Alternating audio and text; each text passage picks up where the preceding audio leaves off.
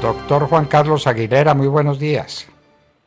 Buenos días, Fernando, gusto saludarlo. Como siempre, un agrado poder conversar con usted y que nos dé cobertura para su programa, que es tan escuchado además. Así que muchísimas gracias, Fernando.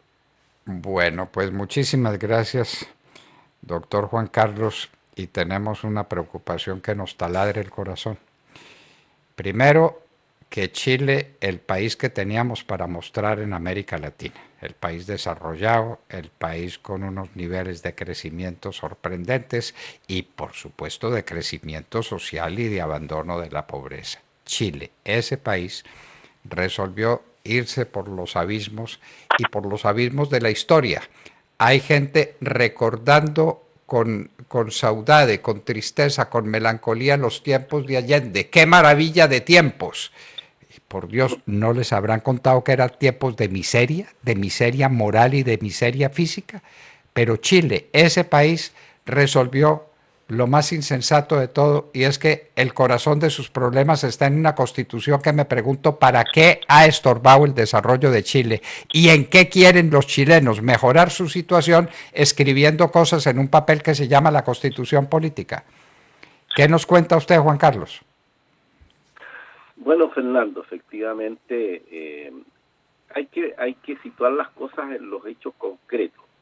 En Chile hay aproximadamente 15 millones de personas que es el padrón electoral, del cual solo el 50,9% votó, y de ese 50,9% aprobó la opción para una nueva constitución con una asamblea constituyente o convención constituyente con elegida, digamos, todos los constituyentes elegidos. De manera que uno tiene que preguntarse también qué pasa con el otro porcentaje, que es la mitad de los chilenos que no participan en esto. Y eso es un tema que me parece que es relevante también ponerlo en perspectiva. Ese es el primer dato. El segundo dato que me parece que es interesante poder advertir es que efectivamente, visto desde una perspectiva positiva, en la medida en que se puede ver algo positivo en esto que ha sido en su propio origen algo inconstitucional, es el hecho de que hay un rechazo abierto a los partidos políticos porque no se quiere que sean los que constituyan o sean parte de la constituyente. En tercer lugar, también luego de esta situación, que es incierta porque son 9 meses y se pueden extender a 3 meses más de la redacción de la Constitución con 155 constituyentes elegidos, que ayer aumentaron a 23 porque van a estar representados los pueblos originarios, que son aproximadamente 9. No se sabe cómo uno va a determinar si que es parte del pueblo originario no, van a haber los padrones, de manera que hay una cierta confusión objetiva en lo que está ocurriendo en el país desde el punto de vista de la institucionalidad. Y hay ciertos hechos que hoy día, a 3 días prácticamente de esa situación, uno advierte que no salimos de esa situación de incerteza.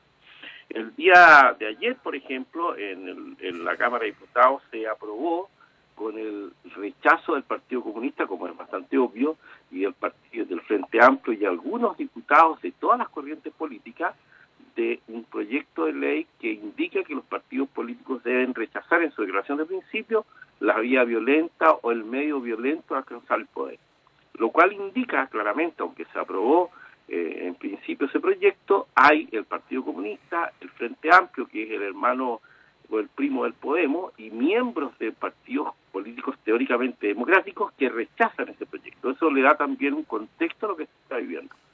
Nuevamente aparece hoy día un nuevo proyecto que es inconstitucional en su origen porque es privativo del presidente de la República, todos los proyectos de ley que tienen que ver con gasto social, un nuevo retiro del 10% de la AFP y que ahora se quiere ampliar a los seguros vitalicios, digamos, las rentas vitalicias, lo cual sería una cuestión igualmente catastrófica porque en la anterior situación, en el retiro anterior, que fue inconstitucional, como digo, el Estado gastó más de 5.600 millones de dólares, que es aproximadamente un 2% del PIB, y que hoy día pareciera que va en esa misma derrotero. Luego también uno advierte que hay otras situaciones que están rodeando esta cuestión, que en el fondo se presenta ayer por parte de una persona que participa de la vida social del país, digamos, ligados a a una ONG de la Iglesia, el Hogar de Cristo, que plantea que se debería indultar a aquellas personas que han sido detenidas en aquellas situaciones de violencia a partir del 18 de octubre. Lo cual, si uno comienza a darse cuenta y por otro lado, está apareciendo la idea, ayer mismo, y hoy día se ha estado planteando nuevamente, de que esta convención constitucional pueda también ocupar, digamos, simultáneamente el poder que utiliza la Cámara de Diputados o la Cámara en ejercicio hoy día, de manera que sería una constituyente omnímoda. Esa es la situación que estamos viviendo en Chile, es una situación de incerteza, es una situación de alguna manera de una falta, como ya lo hemos advertido muchas veces, de vigor, digamos, de las instituciones y específicamente del ejercicio del poder del presidente de la República que la propia Constitución le otorga y le obliga, y que desafortunadamente no ha sido así.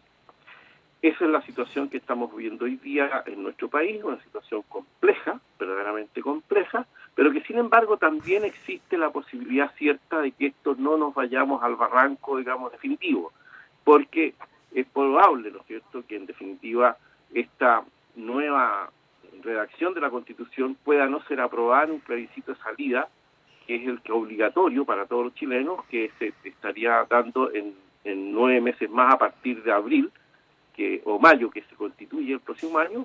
Ahí corren 9 meses o 11 meses, que son 3 meses de gracia si es que no se alcanza a redactar. Y probablemente allí ocurra una especie de sensatez de los chilenos, de advertir que efectivamente en la Constitución, como usted bien lo señalaba, Fernando, no es posible satisfacer todas esas aspiraciones y deseos de la gente en orden a cuestiones que no están en ese orden, porque efectivamente en Chile lo que la gente desea, como todo ciudadano sensato desea, una mejor salud, una mejor educación, unas mejores pensiones, pero que evidentemente una Carta Fundamental no es capaz por sí misma de poder asegurar ninguno de esos elementos, de esos deseos o aspiraciones de los chilenos, porque eso depende básicamente del ejercicio de la libertad de los chilenos, ¿sí? Libertad de emprendimiento, perseverante, y eso obviamente la Constitución no lo puede asegurar. Entonces estamos en una tesitura que yo le llamo una nueva complejidad, que en el fondo hay una especie de adolescencia política, de no querer hacerse cargo por sí mismos los chilenos de poder mejorar su propio destino personal, que por lo demás la propia Constitución lo consagra en una cantidad en el artículo 19 de los derechos fundamentales y las libertades, que son realmente extraordinarias.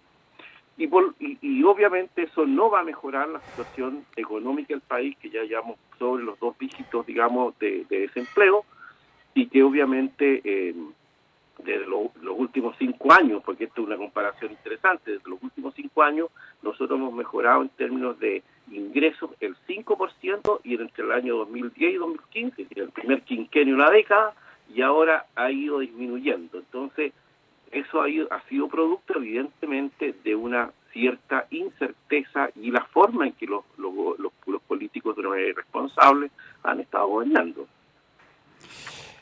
Doctor Aguilera, estamos hablando con el fundador del Club Politis, Iniciativa Ciudadana que promueve la amistad cívica en Chile. Queremos saber, porque las cosas vistas desde aquí pues tienen otra dimensión de la que ven ustedes allá, que probablemente por estar metidos dentro del bosque no ven fácilmente los árboles. Pero en fin, ¿qué es lo que les molesta a los chilenos de la Constitución que dicen que es la Constitución de Pinochet? ¿Qué tiene esa Constitución que le moleste a la mitad de los chilenos? Lo primero. Y lo segundo, ¿qué es lo que quieren hacer para arreglar los problemas de Chile escribiendo cosas en un papel? Explíqueme por qué es tan irracional visto desde lejos, y se lo digo con todo respeto, y perdóneme si llego a ofender la sensibilidad de algunos chilenos, pero si yo pudiera arreglar las cosas escribiendo un papel, usted se imagina la cantidad de cosas que hubiéramos escrito ya y los problemas que hubiéramos resuelto en el mundo, el de la miseria, el del hambre, el de la falta de educación, el de la falta de salud. Escribiendo cosas en un papel se arreglan. Entonces dígame, ¿qué les molesta de la Constitución constitución de Pinochet y qué es lo que quieren tener para arreglar los problemas de Chile, porque esa mitad de los chilenos tuvo que votar por algo y para algo. Díganos. Efectivamente, Fernando, mire, aquí me parece que hay yo le llamo que en el fondo es la desvitalización moral cultural del país que va acompañada con la cuestión política. Se dice que ese es el argumento que la Constitución de la 80 es ilegítima. Pero sin embargo, esa Constitución, voy a hacer brevemente un alcance histórico porque es necesario para poder responder la pregunta. En el año 1989 se llevó, digamos, en el año 68 un plebiscito para hacer 59 reformas constitucionales antes de comenzar a regir de manera ordinaria, normal, y ahí votó el 96% del padrón electoral. Es decir, ¡qué barbaridad! ¡Qué barbaridad! Luego, indudablemente, se dice que es ilegítima, pero ahí hay un acto de legitimidad objetivo. Luego, los presidentes de Chile, a partir del año 1990 hasta hoy, han gobernado con esa Constitución. De manera que si es ilegítima, uno tendría que pensar que el ejercicio del poder de esos presidentes y de los gobiernos y de todas las leyes que han emanado desde el Poder Legislativo como marco constitucional tendrían que ser ilegítimas, lo cual, como usted señala, es una cierta irracionalidad.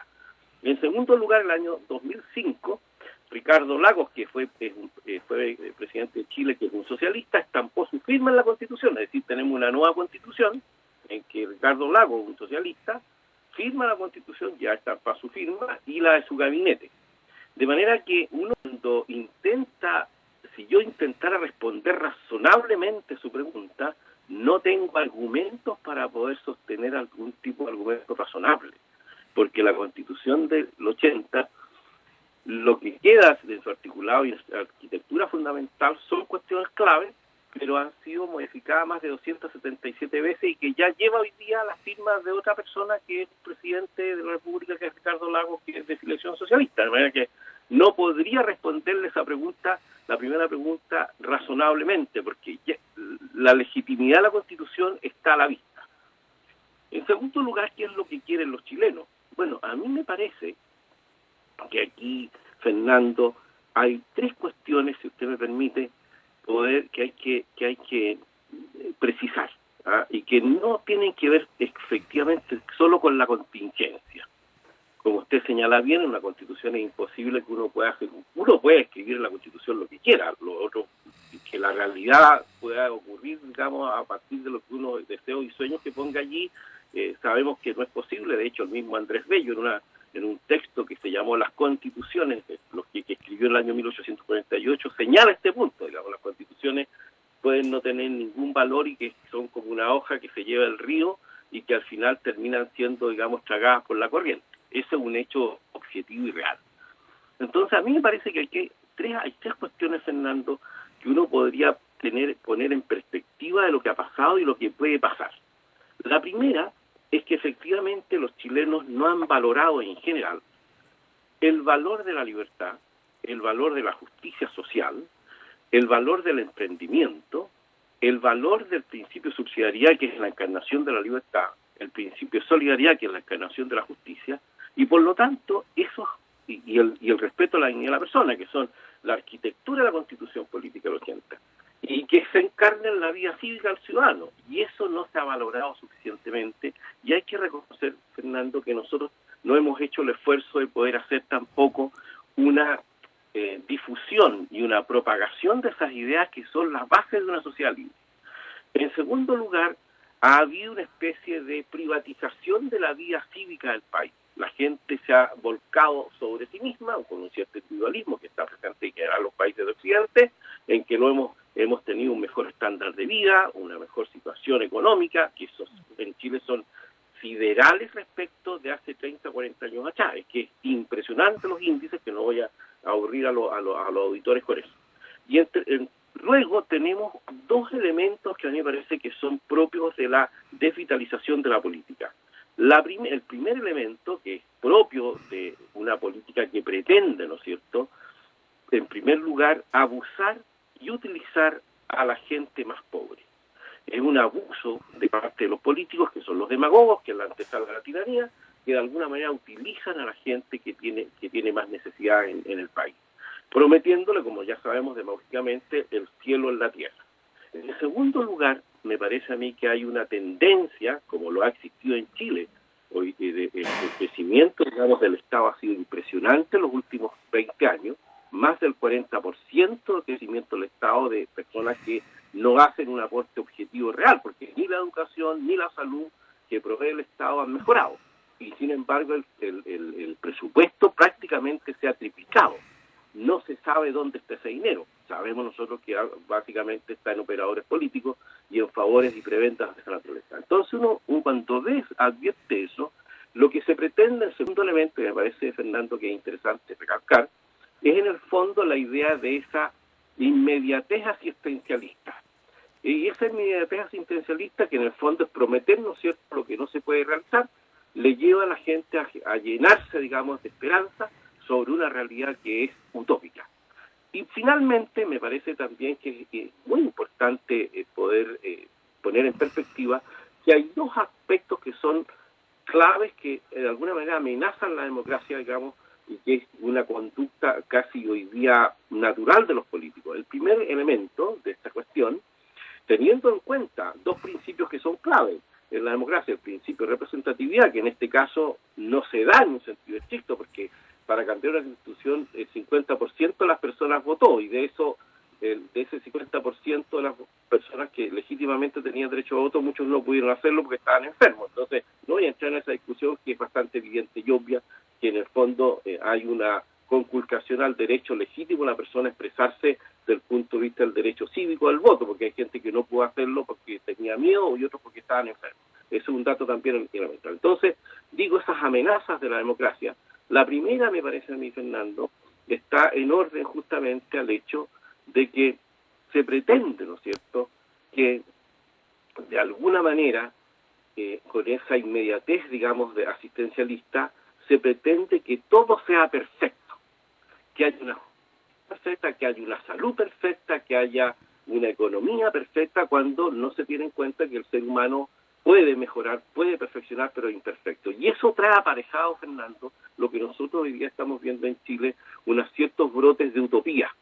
Una nueva forma de utopismo, ¿no es cierto?, que nosotros sabemos que no tiene lugar y que finalmente termina siempre en una especie de tiranía. Y un segundo elemento que aparece también en Chile y que es muy evidente, es esa tendencia a pensar, que es una amenaza a la democracia por lo demás, a pensar que son las estructuras las que mejoran la condición de vida de las personas y no el ejercicio de la libertad. Y aquí en Chile aparece de una manera pero clara y nítida pensar lo que usted señala, ¿no es cierto?, que con un trozo de papel, por muy interesante que pueda ser, no va a sustituir una estructura externa a mí, no va a mejorar mi vida si yo no potencio la libertad creativa y responsable, que es lo que corresponde para que uno pueda aspirar, digamos, al bien superior. Y en tercer lugar, que va acompañado de esto, es lo que en el fondo uno advierte, ¿no es cierto?, esa tendencia a una visión estatista de una manera muy potente, de pensar, ¿no es cierto?, que si uno niega la trascendencia, los valores fundamentales, la familia, la libertad religiosa, niega a Dios mismo como bien común trascendente, como dice Marx, ¿no es cierto?, si negamos la trascendencia, vamos a tener la sociedad perfecta. Y eso es lo que de alguna manera yo avisoro, en un sentido positivo y negativo, de lo que está ocurriendo en el país, Fernando, con una óptica más bien filosófico-política, si usted quiere, más allá de la propia contingencia. Bueno, quédele el consuelo de que no solamente en Chile, donde hay gente que piensa así, sino que por aquí en Colombia también hay mucha gente que piensa así y que entonces quiere tener una nueva constitución. La que tenemos quedó muy mal hecha, es una constitución muy caótica, pero no estorba para nada ni daña para nada en últimas. Lo que daña es el ejercicio que hacemos de ella. Es la manera como algunas cortes se han apropiado de la Constitución para hacerle lo que les dé la gana. Es una alteración de los valores fundamentales de la convivencia. Pero en fin, esa es otra historia. Lo cierto es que quedamos perfectamente informados de lo que pasa en Chile y llegamos a la conclusión de que lo mismo con tantas cosas del coronavirus, no se sabe nada ni se entiende nada. ¿Por qué demonios resolvieron que la Constitución, que lleva 40 y tantos años, es una Constitución que impide la felicidad de los chilenos? ¿Y cuál es la Constitución que sí los va a hacer felices? Entonces, ese es un tema, pues, o para morirse de la risa o para morirse de dolor, de que esta confusión conduzca a crear una ilusión. Usted lo dijo, la utopía. Y aquí nos acordamos de Tomás Moro y también de Campanella, los utopistas de toda la vida que han querido levantar ciudades en el aire y crear felicidades que no existen, escribiendo en el papel. Por Dios, a las cosas, a las realidades, hay cosas mucho más urgentes y mucho más importantes, y Chile era un país, o ha sido un país próspero, creciente, desarrollado en los términos nuestros, tanto que se salió de todas las filas y de todos los cálculos de los países latinoamericanos. Chile a la cabeza de todos. Y resolvió aburrirse con esa prosperidad y resolvió jugarse la carta de una nueva constitución, y nos preguntamos por qué y para qué. Y tenemos la respuesta formidable que nos da un gran doctor en Derecho, en Filosofía, perdón, y un fundador del Club Polites como Juan Carlos Aguilera, a quien le agradecemos inmensamente que haya estado con nosotros en la hora de la verdad.